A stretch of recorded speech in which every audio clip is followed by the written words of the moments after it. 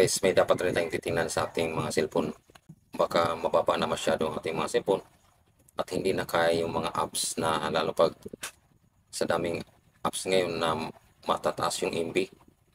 So titingnan mo rin yung cellphone natin kung masyadong mababa yung RAM ng ating cellphone. Sa ngayon, sa daming apps na nandito ngayon, mga laro, mga iba-ibang apps, ang minimum dapat ngayon ay nasa 4 RAM, 128 internal storage.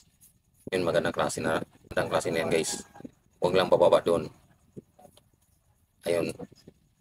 At sa ngayon, ituturo ko sa inyo, di ba naghahang na yung mga cellphone nyo? Naghahang madalas, lalo pat gumamit kayo ng messenger.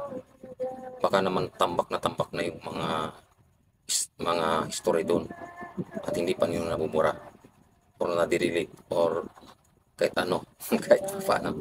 Ayan. For today's video guys, gagawin natin kung paano yan burahin. Bago yan, kung bago kayo dito, huwag sana natin kalimutan na mag-follow. At shoutout pala kay Paula Perez, ang babaeng palabaan. At requested to ni Franco. Ayan. So, sundan lang nito guys, itong video na to. Let's go! Itap natin messenger. Tapos yung slash burger sign setting. At hanapin natin dito ang account center, Meta account center. At hanapin natin dito your information and permission. At search.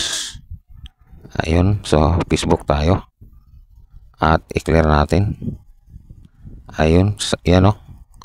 Dami ng mga ano natin, mga na-search natin dito sa messenger. So i-clear natin guys. At hanapin natin dito ang all time. At pindutin natin tong clear. I-click natin tong all search.